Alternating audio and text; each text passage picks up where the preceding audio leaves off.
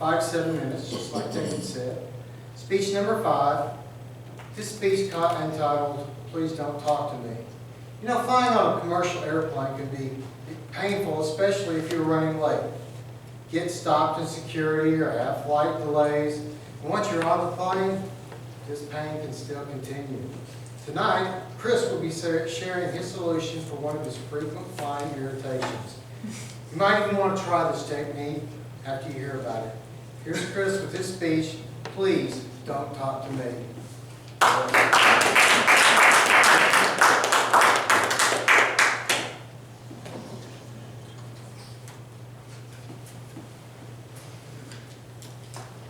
How many of you all have had someone try to talk to you on an airplane? I have had too many of these conversations that have gone on and on and on or turned awkward. To be honest, many of these conversations, awkward and have gone on, have been with myself. Out loud. On the plane. No. That's not true. Yes, it is. No, it's not. Yes, it is. No, it's not. Sorry. We'll talk about this in the car on the way home. You and I.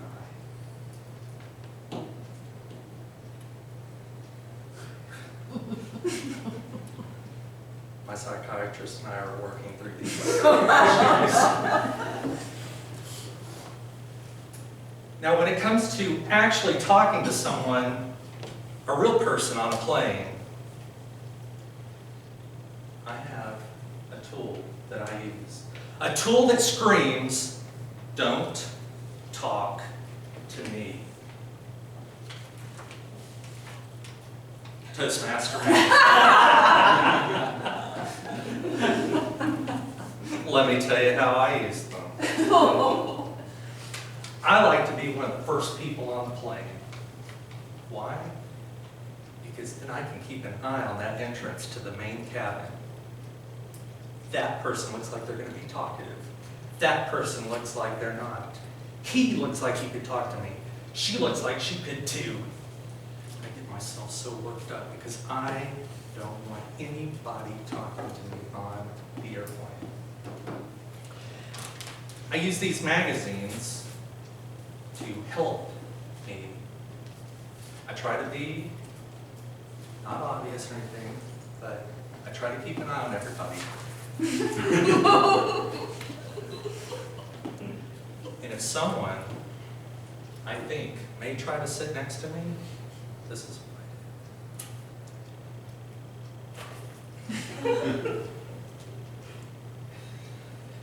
They pass, then it's back to normal. Once again, if someone's going to sit next to me, or I think they are, back up.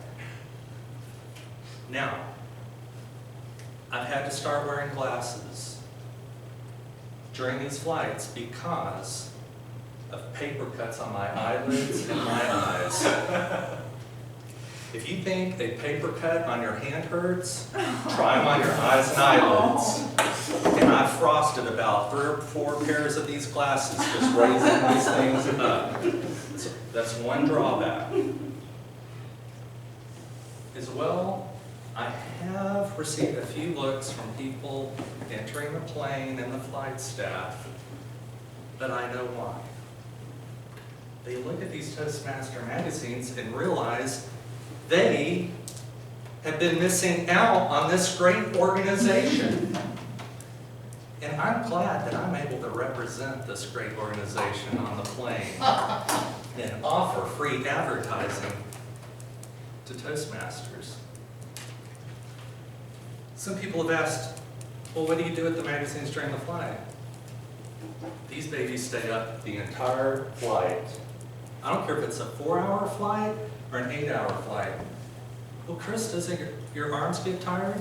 Yes, they do. But I am willing to pay that price so I do not have to talk to somebody. Once we're up in the air, phase 2 is implemented.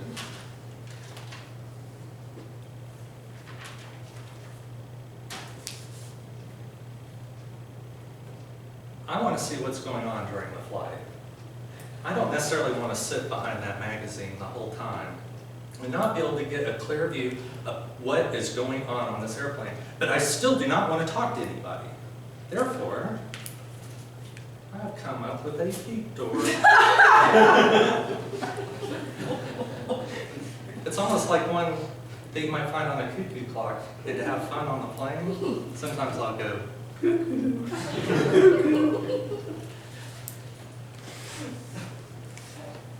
The last time I did that, the person in front of me said, "That's right." I'm not quite sure what they mean by that, but that happened. And then one time a person next to me said, "What kind of nut are you?" And I told him, "I'm a Texas nut, a pecan. What kind of nut are you?" And he didn't talk to me for the rest of his life. These things have been great tools in my travels because I don't have to worry about people talking to me anymore. It's so successful that I've had people sitting next to me ask to move to another seat or another row on the plane, just so they don't have to talk to me. I treasure these. They've helped me so much. I no longer have to say, "Please don't talk to me," because people are no longer talking to me, period, without any help. Mr. Toastmaster.